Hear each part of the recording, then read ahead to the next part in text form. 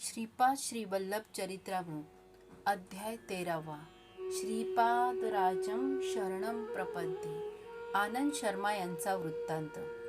मी सुब्बय्या श्रेष्ठी यांच्याकडून अनुमती घेऊन कुरवपूरच्या दिशेने प्रयाण सुरू केले. रात्रीच्या वेळी एका गावात आलो. माधुकरीसाठी कोणाच्या घरी जावे याच विचारात होतो. त्याच मार्गावरील एका घरासमोरील ओट्यावर एक ब्राह्मण सद्गृहस्थ सुखासीन होऊन शेजाऱ्यांशी बोलत बसलेले दिसले. त्यांचे डोळे तेजस्वी होते आणि त्यातून कारुण्य रस ओसंडून वाहत होता. त्यांनी मला आदराने घरात बोलावले आणि जेवणास वाढले. पोटभर जेवण झाल्यावर त्यांनी सांगण्यास सुरुवात केली. ते म्हणाले, मला आनंद शर्मा असे म्हणतात. मी गायत्री मंत्राचे भक्तिपूर्वक अनुष्ठान करतो. थोड्या वेळापूर्वी गायत्री माता माझ्या अंतर्दृष्टीला दिसली आणि म्हणाली, एक दत्तभक्त येणार आहे, त्याला पोटभर जेवू घाल. दत्तप्रभूंचे दर्शन घेतल्याने फळ तुला लाभेल.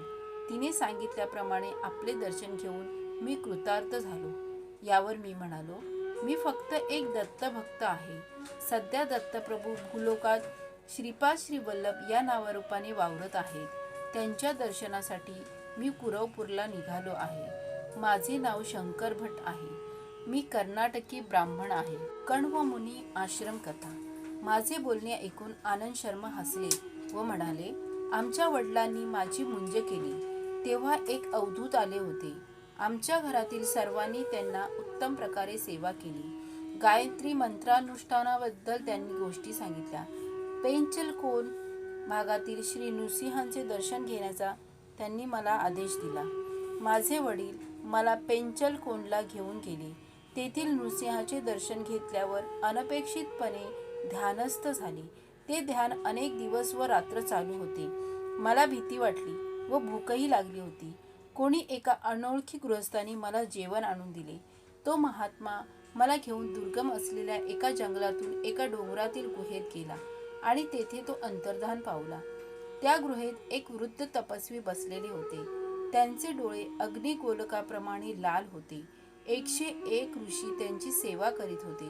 ते वृद्ध तपस्वी म्हणाले की ते कण्व मुनी आहेत. ती त्यांची तपोभूमी असून सेवा करणारे त्यांचे शिष्य आहेत. ते युवक दिसत असले तरी हजारो वर्षांचे वय आहे. अवधूत रूपातील श्री दत्तप्रभूंचे दर्शन घडल्यामुळे महापुण्य मिळाल्याने ते तेथे जाऊ शकलो होतो. मला संभ्रम पडून मी आश्चर्यचकित झालो आणि तोंडातून एक शब्दही निघेना. शरीर कापू लागले. तेवढ्यात कण्व महर्षी म्हणाले, सध्या दत्तप्रभू पीठिकापुरमला श्रीपाद श्रीवल्लभांच्या रूपात आहे. आमच्यावर जरा कृपादृष्टी पडू द्या असे त्यांना कळवा.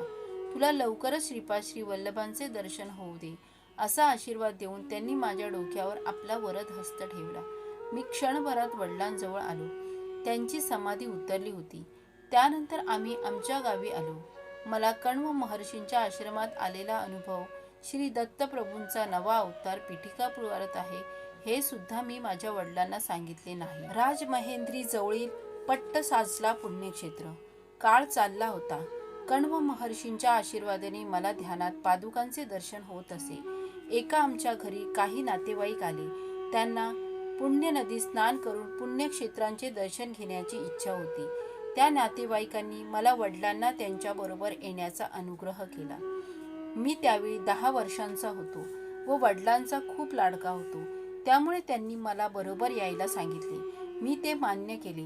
राजमहेंद्री हे गोदावरी नदीच्या तीरावरील एक महापुण्यक्षेत्र आहे. राजमहेंद्रीच्या उत्तर दिशेस असलेल्या डोंगरावर काही ऋषी तपस्या करीत होते, तर काही पूर्व दिशेस असलेल्या पर्वतावर तपश्चर्या करत होते. राजमहेंद्रापासून थोडे दूर असलेले पट्टचासला पुण्यक्षेत्र गोदावरीच्या मध्यावर आहे. महाशिवरात्रीच्या या शुभ दिनी काही ऋषी पट्टसाचला या क्षेत्री येत, तर काही ऋषी राजमहेंद्रीतील कोटिलिंग क्षेत्रात वेदांचे स्वस्ती वाचन करीत. पूर्व, पश्चिम, उत्तर आणि दक्षिणेकडून येणारे ऋषीगण येदुरुपल्ली या गावी मध्य रस्त्यात जमत असत. या येदुरुपल्ली ग्रामास अगदी जवळ असणाऱ्या मुनिकुंडली ग्रामामध्ये विश्राम घेऊन परस्पर चर्चा करीत. माझ्या भाग्याने माझ्या वडिलांबरोबर मी मुनिकुंडली ग्रामचे दर्शन घेऊ शकलो. ही शेवटी श्री दत्तप्रभूंचीच दिव्य लीला आहे. कलियुगात श्री दत्तात्रयांचे प्रथम अवतरण श्रीपाद श्री वल्लभ. तेथे जमलेले ऋषीगण अत्यंत गहन असणारा वेदांत, योगशास्त्र, ज्योतिषशास्त्र यावर चर्चा करीत होते. या चर्चेत भाग घेणारे सर्व महर्षी एकमुखाने श्रीपाद श्री वल्लभ पिटिकापूरमध्ये अवतरित होऊन कलियुगातील पूर्ण प्रथम दत्तावतारात आहेत असे घोषित करीत होते. भौतिक स्वरूपात त्यांचे दर्शन घेण्यासाठी सोय नसणारे ध्यानाच्या प्रक्रियेतून त्यांच्या हृदयामध्येच दर्शन करीत होते. हा अवतार अत्यंत शांतमय असून करुण रसाने परिपूर्ण आहे असे ते म्हणाले. माझे वडील मला पिटिकापुरमला घेऊन गेले. आमच्या बरोबर आलेले पंडित वृत्त पादगया तीर्थस्नान करून कुक्कुटेश्वर मंदिरातील विविध देवतांचे दर्शन घेऊन पूजा करून वेदांचे पठण करत श्री बाप्पन्नाचार्यालूंच्या घरी जाण्यास निघाले. श्री बाप्पन्नाचार्यालू श्री अप्पलराज शर्मा यांच्या पंडित वृद्धाबरोबर वेद स्वस्ती वाचन करताना आम्हाला भेटले. ते दृश्य अत्यंत मनोहरी होते. असे दिव्य व सुंदर दृश्य पाहावयास मिळणे हे सुद्धा पूर्वजन्माचे सुकृतच होय. श्रीपाद प्रभूंचे दिव्य मंगल स्वरूप वर्णन. आम्हा सर्वांसाठी श्री बाप्पन्नार्यालूंच्या घरी मेजवानीचा थाट केला होता. शेवटी त्यावेळी श्रीपादांचे वय 5 वर्षांपेक्षा जास्त नव्हते. सुकोमल लहान वयाचा तो दिव्य शिशू अत्यंत तेजपुंज, खूप उंच, अतिसुंदर, नेत्रद्वयात अनंत प्रेम, करुणा भरून असलेला असा होता. मी त्यांच्या अनंतदायी श्रीचरणांना स्पर्श करून नमस्कार केला तेव्हा त्यांनी आपला आत्मविश्वास पूर्ण अभयस्थ माझ्या शिरावर ठेवला. या जन्मापासून जन्माजन्मांतरापर्यंत माझा अनुग्रह तुझ्यावर राहील. पुढच्या जन्मी व्यंकटय्या या नावाने अवधूत होऊन निरताग्निहोत्री होऊन दुष्काळ पडल्यावर पाऊस पाडण्याचे सामर्थ्य तुला प्राप्त होईल. तसेच सांसारिक लोकांना होणाऱ्या त्रासांचे शमन करण्यास समर्थ होशील असा श्रीपाद प्रभूंनी आशीर्वाद दिला. अनंत शर्माकडून ही हकीकत ऐकल्यानंतर मी म्हणालो, जितके मी श्रीपाद प्रभूंच्या लीलांबद्दल अधिकाधिक ऐकत आहे त्या मला अधिकच विचित्र आणि वैशिष्ट्यपूर्ण भासत आहेत. गायत्री मंत्राच्या साधनेतील रहस्य उलगडून दाखविण्याची कृपा करावी. गायत्री मंत्र सर्वाक्षर महिमा. आनंद शर्मा यांनी विस्तृत विवेचन केले. गायत्री शक्ती विश्वव्याप्त आहे. तिच्याशी संबंध स्थापित केला असता तिच्या योगाने भौतिक, मानसिक तसेच आत्म्याशी संबंधित क्षेत्रातील सर्व प्रकारची संपत्ती प्राप्त होऊ शकते. आपल्या शरीरात असंख्य नाड्यांचे जाळे पसरले आहे. यातील काही नाड्या जुळल्या असता त्यांना ग्रंथी म्हणतात. शरीरातील विविध ग्रंथींमध्ये वेगवेगळ्या शक्ती केंद्रित झालेल्या असतात. जययोगात निपुण असलेल्या साधकांच्या मंत्रोच्चाराने या ग्रंथी जागृत होऊन त्यातील सुप्त शक्तींचा प्रादुर्भाव होतो. ओम या अक्षराचा उच्चार केला असता मस्तकातील 6 इंच भाग प्रभावित होतो. भू या अक्षराच्या उच्चाराने उजव्या डोळ्यांवरील 4 बोटांचा कपाळावरचा भाग जागृत होतो. पूर्व च्या उच्चाराने मानवाच्या भ्रुकुटीच्या वरील 3 अंगुलीचा भाग प्रभावित होतो. स्वा या अक्षराच्या उच्चाराने डाव्या डोळ्यांवरील कपाळाचा 4 अंगुली इतका भाग जागृत होते. तत् च्या उच्चाराने आज्ञाचक्रामध्ये असलेली तापिनी ग्रंथीमधील सुप्त असलेली साफल्य शक्ती जागृत होते. स च्या उच्चाराने डाव्या डोळ्यावरील सफलता नावाच्या ग्रंथीमध्ये सुप्त रूपाने असलेली पराक्रम शक्ती प्रभावित होते. वी चे उच्चारण केले असता उजव्या डोळ्यांमधील विश्व ग्रंथीमध्ये स्थित असलेली पालन शक्ती जागृत होते. तू या अक्षराच्या उच्चाराने डाव्या कानात असलेल्या तुष्टी नावाच्या ग्रंथीतील मंगलकारी शक्ती प्रभावित होते. व या अक्षराच्या उच्चाराने उजव्या कानात स्थित असलेल्या वरदा ग्रंथीतील योग नावाची शक्ती सिद्ध होते. रे चा उच्चार केला असता नासिकेच्या मुळाशी स्थित असलेल्या रेवती ग्रंथीतील प्रेम शक्तीची जागृती होते. नी च्या उच्चाराने वरील ओठांवर असलेल्या सूक्ष्म ग्रंथीतील घनशक्ती जागृत होते. या अक्षराच्या उच्चाराने आपल्या खालच्या ओठांवर असलेल्या ज्ञान ग्रंथीतील तेज शक्तीची सिद्धी होते. भर च्या उच्चाराने कंठात असलेल्या भर्ग ग्रंथीतील रक्षणाक शक्ती जागृत होते. गो चा उच्चार केला असता कंठकुपात स्थित असलेल्या गोप्रती नावाच्या ग्रंथीतील बुद्धी शक्तीची सिद्धी होते. दे च्या उच्चाराने डाव्या छातीच्या वरच्या भागात असलेल्या देविका ग्रंथीतील दमन शक्ती प्रभावित होते. व चा उच्चार केल्या उजव्या छातीच्या वरील भागात असलेल्या वराही ग्रंथीतील निष्ठा शक्तीची सिद्धी होते. स्य याच्या उच्चाराने पोटाच्या बाजूस ज्या ठिकाणी बरगड्या जुळतात असलेल्या सिहिनी नावाच्या ग्रंथीतील धारणा शक्ती प्रभावित होते. धी च्या उच्चाराने यकृतात असलेल्या ध्यान ग्रंथीतील प्राणशक्ती सिद्ध होते. म या उच्चाराने आपल्या प्लीहेमध्ये असलेल्या मर्यादा ग्रंथीतील संयम शक्तीची जागृती होते. ही च्या उच्चाराने नाभीमधील स्फुट ग्रंथीतील तपोशक्ती सिद्ध होते. धी या अक्षराच्या उच्चाराने पाठीच्या कण्याच्या खालील भागात असलेल्या धा ग्रंथीतील दूरदर्शिता शक्तीची सिद्धी होते.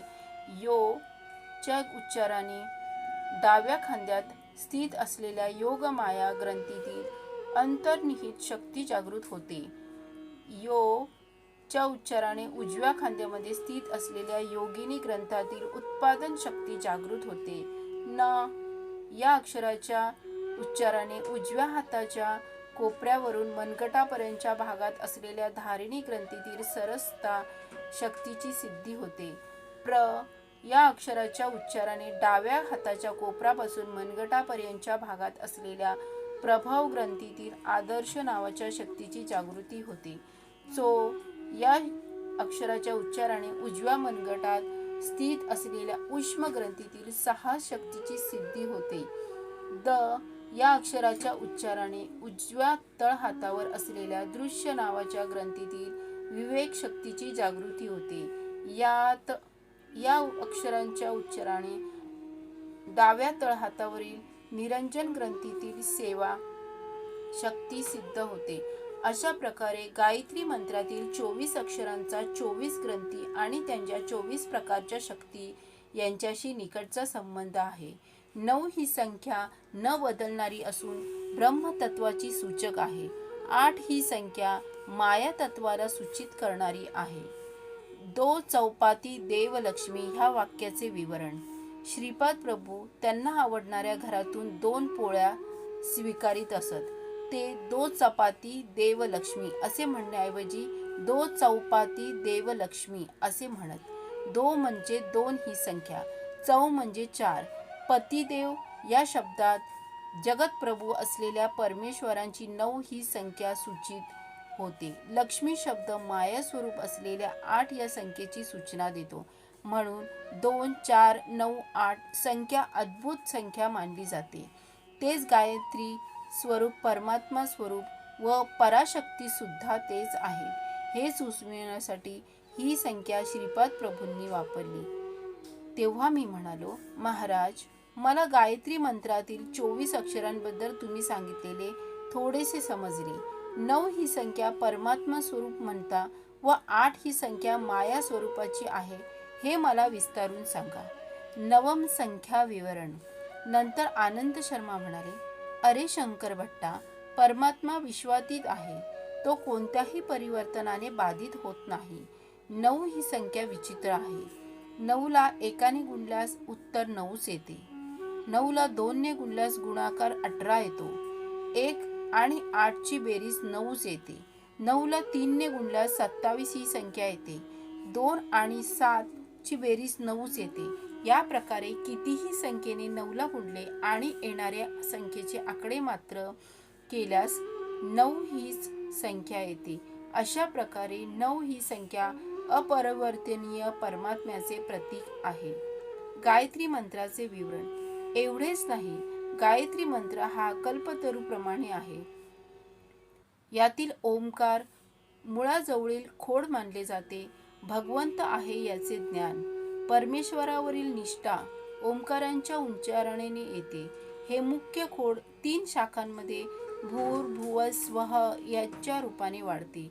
भू आत्मज्ञान मिळवून देण्यास समर्थ आहे. भुव जीव शरीर धारण करतो तेव्हा करण्याचा कर्मयोग सुचवितो.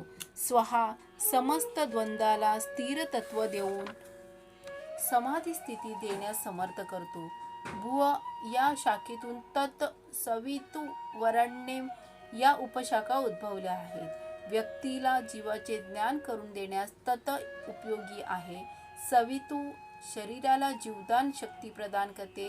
वरेण्यम मानवाला पाशवी वृत्तीच्या पलीकडे जाऊन दिव्य व्यक्तिमत्वात परिवर्तित होण्यास सहकार्य करते.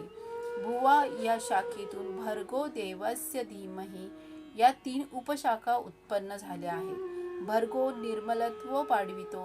देवस्य देवतांनाच केवळ साध्य असलेली दिव्यदृष्टी मिळवून देतो.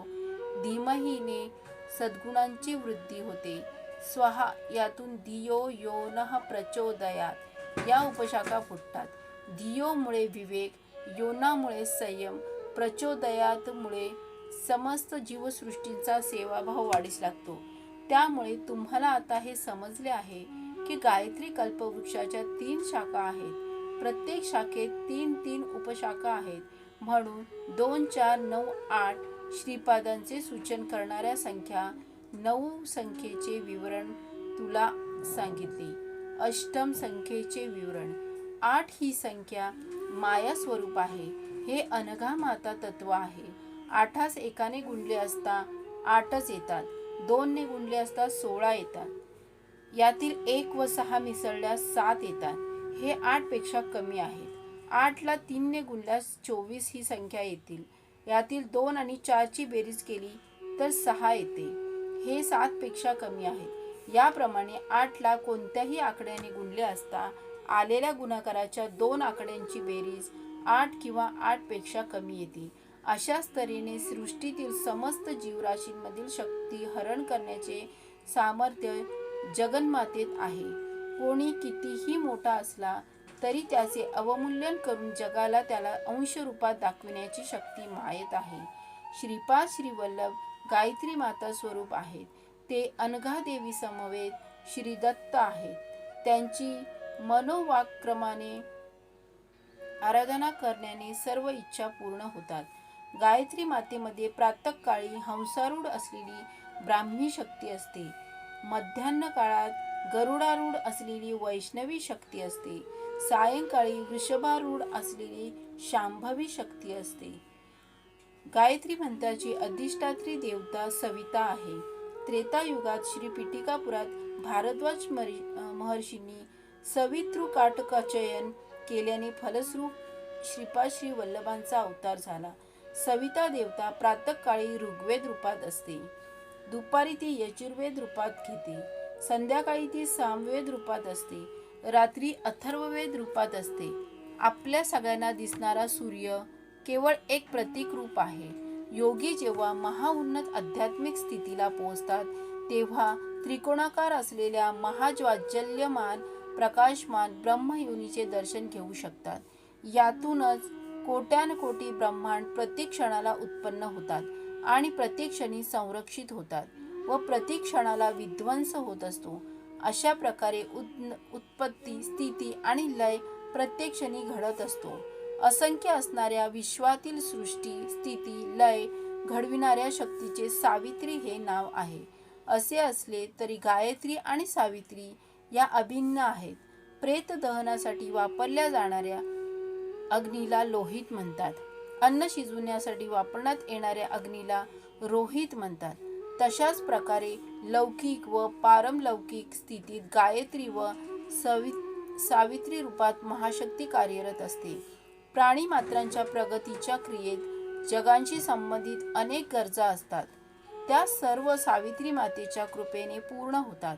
जीवाची आध्यात्मिक उन्नती गायत्री मातेच्या अनुग्रहाने होते. इहलोकातील सर्व सुखोपभोगांचा अनुभव घेण्यासाठी, परलोकातील विमुक्ती स्थितीतील दिव्यानंदाचा अनुभव घेण्यासाठी दोन्हीमध्ये समन्वय होणे आवश्यक आहे. श्रीपादांच्या श्रीतांना इह परलोक दोन्हींचा लाभ होतो. इतर देवता व श्री दत्तात्रेयांच्या आराधनेतील फरक हाच आहे. मला आनंद शर्मा महोदयांनी दिलेला सल्ला अपूर्व होता. तेव्हा मी म्हणालो, महाराज, तुम्ही किती भाग्यवान आहात. श्रीपाद प्रभू नृसिंह सरस्वती अवतार धारण करतील असे मी ऐकले होते. त्या अवतारात त्यांचे गुरु श्रीकृष्ण सरस्वती असतील. काय विचित्र गोष्ट आहे ही. आनंद शर्मांनी आपले कथन चालू ठेवले. भगवंताचा अवतारच भक्तांसाठी असतो.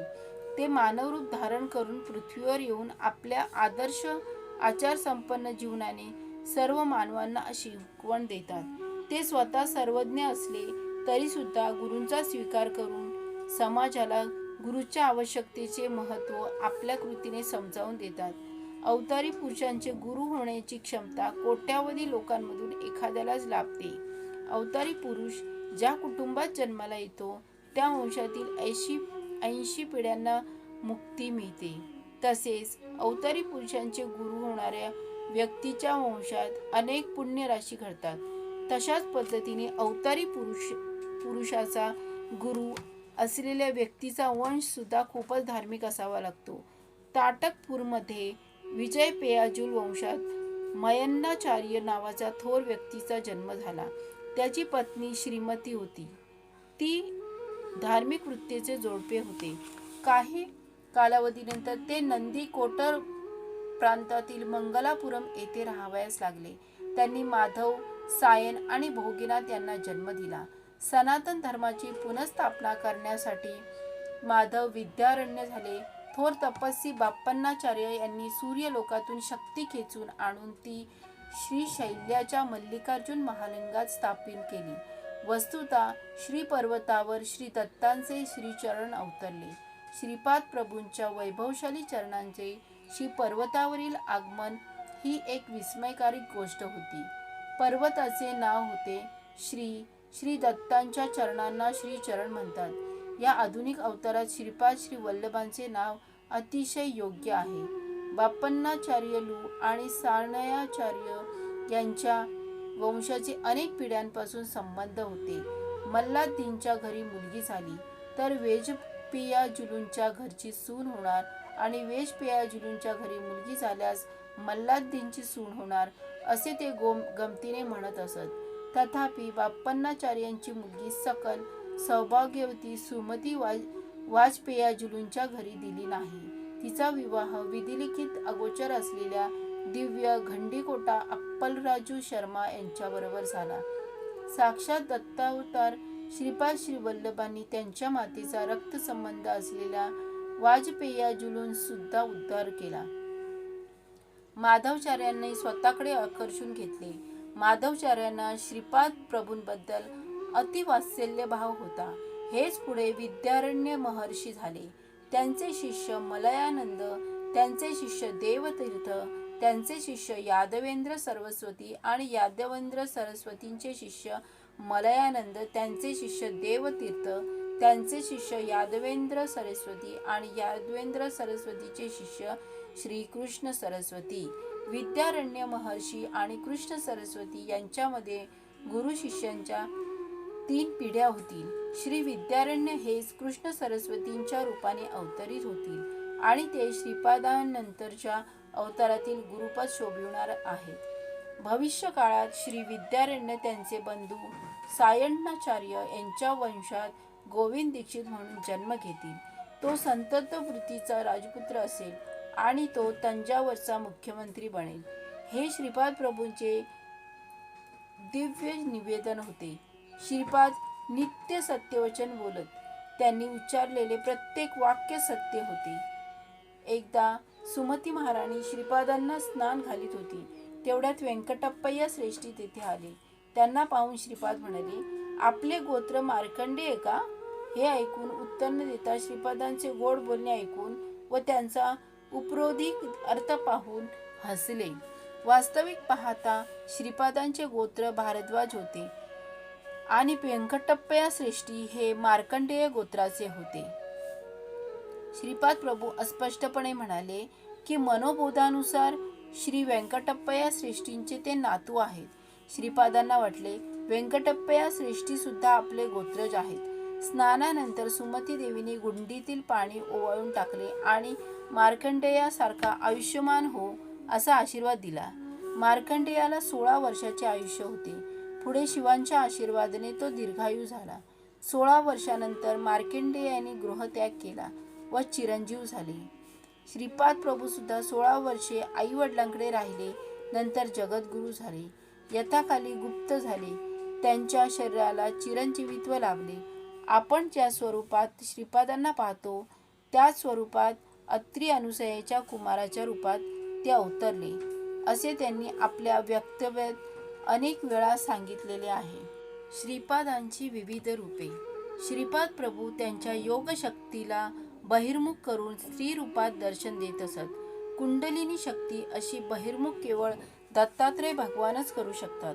16 वर्षांच्या वयाचे असतानाचे नवयौवन दंपती रूप श्रीपाद प्रभूंनी त्यांच्या माता पिता नरसिंह वर्मा पती पत्नी बाप्पनार्यालू राजांबामा व्यंकटपय्या श्रेष्ठी दाम्पत्य या सर्वांना आपल्या अद्भुत लीलाशक्तीचे स्वरूप दाखवले.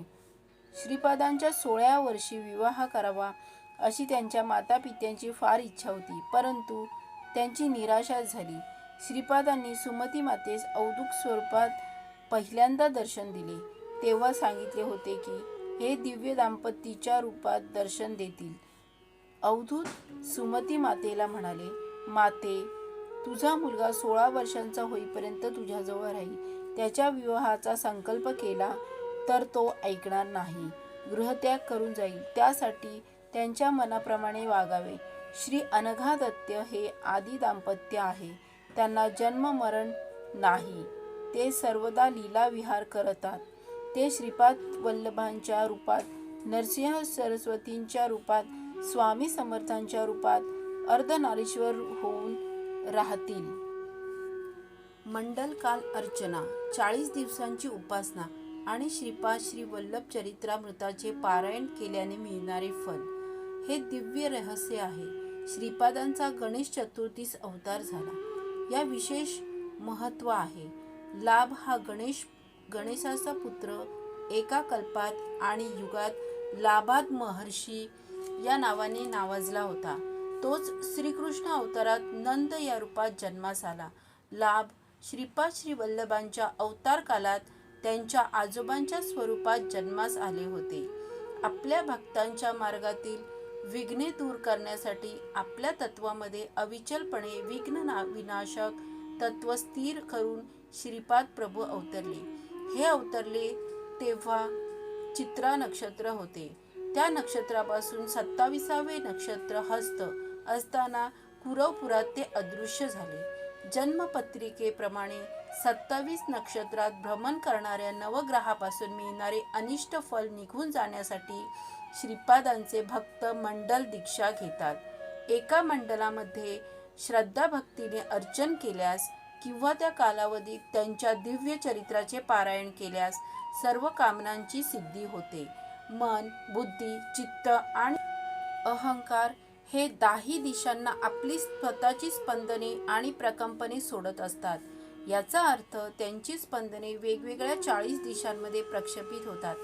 या 40 दिशांमधून होणारी स्पंदने बंदिस्त करून श्रीपाद प्रभूंकडे वळवली तर ती श्रीपादांच्या चैतन्यात विलीन होतात. तेथे त्यांची योग्य पुनर्रचना होऊन स्पंदनामध्ये रूपांतरित होऊन साधकाकडे पुन्हा येतात. यानंतर साधकाच्या धर्मानुकूल सर्व इच्छा पूर्ण होतात. अरे शंकर भट्टा, तू श्रीपाद प्रभूंचे चरित्र लेखन करशील असे अंतदृष्टीने कळले आहे. लोकांमध्ये व्यवहारात असलेल्या पारायण ग्रंथात लेखकांची वंशावळी, परमेश्वराच्या स्तुतीपर रचना वगैरे असतात. तू लिहिलेल्या प्रभुचरित्रामध्ये तुझ्या वंशावळीची आवश्यकता नाही. प्रभूंचे ध्यान करून तुझ्या अंतर्नेत्रांमध्ये श्रीपादांना स्थापित करून सर्वांना सुलभतेने समजेल अशा रीतीने रचना करशील. तेव्हा श्रीपादांचे चैतन्य तुझ्या लेखणीद्वारे जे विवरण करेल तेच सत्य होईल. या प्रकारे स्फूर्तीने लिहिलेला ग्रंथ किंवा उच्चारलेले मंत्र छंदोबद्ध असण्याची आवश्यकता नाही.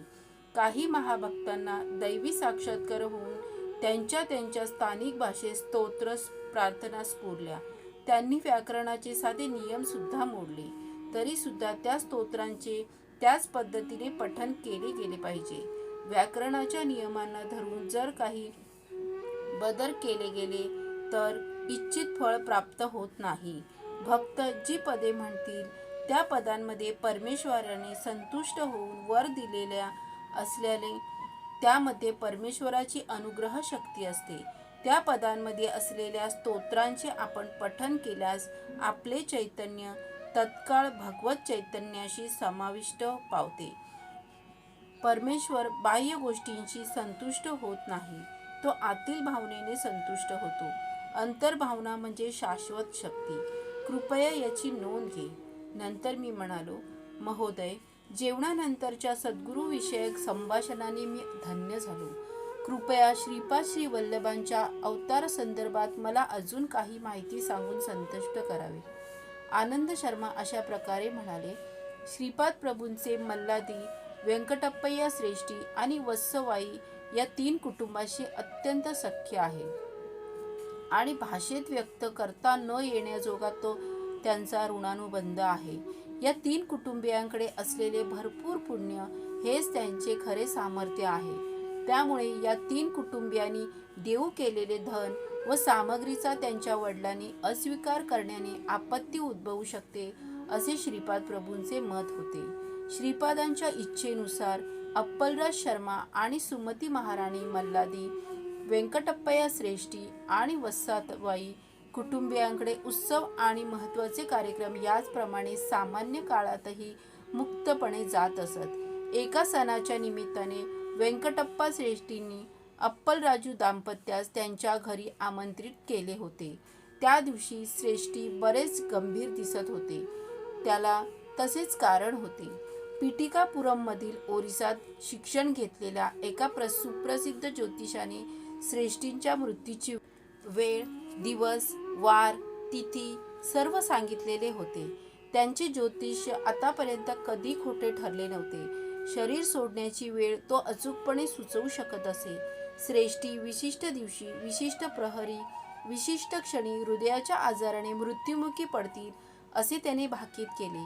त्याने सांगितले की काही औषधी वनस्पती, ग्रह, तारे आणि काही पवित्र वृक्ष या योगविधींमध्ये निज संबंध असतो. तो पुढे म्हणाला की तो एक प्रभावी औषध व ताईत देईल ज्यामुळे अपमृत्यू टाळला जाईल. अप्पलराज शर्मांना दूर करून त्याला घरचा पुरोहित म्हणून निवडावे असा सल्ला त्यांना श्रेष्ठींनी दिला. श्रेष्ठींनी त्याची सूचना नाकारली. त्या ज्योतिषाने अशी प्रतिज्ञा केली होती की त्याची भविष्यवाणी खोटी झाल्यास तो मुंडन करून गाढवावर बसून गावभर फिरेल. हे प्रकरण अप्पलराज शर्मा आणि बाप्पण्णाचार्यांनी जाहीर केले की दैवी शक्तीच्या हस्तक्षेपाने अपमृत्यूचे भय नाहीसे होईल. अपमृत्यू टाळण्यासाठी अप्पलराज शर्मा यांनी कालाग्नी शमनाची पूजा करून पवित्र जलप्रसाद श्रेष्ठींना आणून दिला. थोडाच वेळ शांत चेहरा असलेली सुमती महाराणी श्रीपादास घेऊन श्रेष्ठींकडे आली. तेवढ्या श्रेष्ठींच्या हृदयात असह्य वेदना होऊ लागल्याने ते मोठ्याने आई असे ओरडू लागले. जवळच असलेली सुमती माता त्यांच्याकडे धावत गेली आणि म्हणाली, हे पुत्र, तू मला हाक मारलीस का? त्या दिव्यमंगल स्वरूपातल्या साध्वीने आपल्या दिव्य श्रीहस्तीने श्रेष्ठींच्या हृदयावर स्पर्श केला. त्याच वेळी श्रेष्ठींच्या मांडीवर बसलेले श्रीपाद जा असे जोरात ओरडले. श्रेष्ठींच्या घरात एक म्हैस होती. ती तडफडून काही क्षणातच आपले प्राण सोडले आणि श्रेष्ठी वाचले. ही बातमी कळताच तो ज्योतिषी धावतच श्रेष्ठींच्या घरी आला आणि भविष्यवाणी चुकल्याची त्याला खंत वाटली. श्रीपाद त्या ज्योतिषाला म्हणाले, तू निशंकपणे ज्योतिषी आहेस. तू ज्योतिषाचा खूप अभ्यास केला आहेस. हे मी अमान्य करत नाही, परंतु सर्व ज्योती मी असताना श्रेष्ठींना मृत्यूभय कसले? तू शिरोमुंडन करून गाढवावरून फिरायची गरज नाही. तुला पश्चाताप झाला हेच पुरे. तुझे वडील जिवंत असताना त्यांनी श्रेष्ठींकडून कर्ज घेतले होते. ते परत न करता खोटेच सांगितले की त्यांनी ते परत केले. या पापामुळे त्यांना श्रेष्ठींच्या घरी म्हशीचा जन्म घ्यावा लागला. हीन योनीत असलेल्या तुझ्या वडिलांना मी उत्तम जन्माचा प्रसाद दिला. श्रेष्ठींच्या अपमृत्यूचे कर्मफल मी म्हशीकडे वळवले. तू या म्हशीचा दाह संस्कार करून अन्नदान कर. तुला वडिलांचे वाईट कर्मफल नष्ट होऊन त्यांना उत्तम गती प्राप्त होईल. श्रीपादांच्या सूचनांचे त्या ज्योतिषाने श्रद्धेने पालन केले. हे शंकर भट्टा, श्रीपाद प्रभू अनेक प्रकारे प्राण रक्षण करू शकतात. काही वेळा येणाऱ्या जन्मातील जीवनकाल कमी करून या जन्मातील जीवनकाल ते वाढवतात. श्रेष्ठींच्या बाबतीत घडले त्याचप्रमाणे एका जीवाचे कर्मफल ते दुसऱ्या जीवास बदली करू शकतात. शुभचिंतकाच्या जीवनकालातील काही भाग एखाद्या व्यक्तीकडे हस्तांतरित करून त्या व्यक्तीचा जीवनकाल ते वाढवू शकतात. अलौकिक पद्धतीने मृत्यूला आज्ञा देऊन ते एखाद्या व्यक्तीला जीवनदान देऊ शकतात. श्रीपाद योग संपन्न अवतार आहेत. योगी प्राणशक्तीची वृद्धी व झीज थांबवून ती नियंत्रण करू शकतो. त्यांना काहीच असाध्य नाही. उच्छ्वास निश्वासाच्या गतीचे विच्छेदन केल्याने मुक्ती प्राप्त करून घेणे सोपे आहे. क्रियायोगी त्यांची प्राणशक्ती आज्ञा विशुद्ध अनाहत मणिपूर स्वादिष्ठान मूलाधार चक्रात फिरवून वरून खाली खालून वर परिभ्रमण करतात. या क्रियेला लागणारा वेळ एका वर्षामध्ये साधारण होणाऱ्या आध्यात्मिक विकासा एवढा असतो. दिवसाच्या 1/3 वेळात 1000 क्रिया 3 वर्षे केल्या तर 10 लाख वर्षात नैसर्गिक प्रक्रियेने होईल इतकी आध्यात्मिक प्रगती होते. हजारो वर्ष तपश्चर्या करणाऱ्या योग्यांचा पुराणात संदर्भ दिला जातो.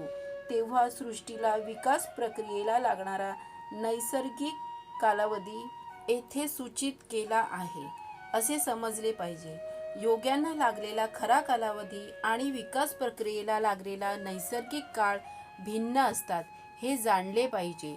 ब्रह्मदेव प्रत्येक प्राणीमात्रास दीर्घायुष्य देतो आणि त्याच्या श्वासांची संख्या निश्चित करतो, पण वर्षांमध्ये तो निश्चित करत नाही. एखादी व्यक्ती किती वर्ष जगेल हे तो निश्चित करत नाही.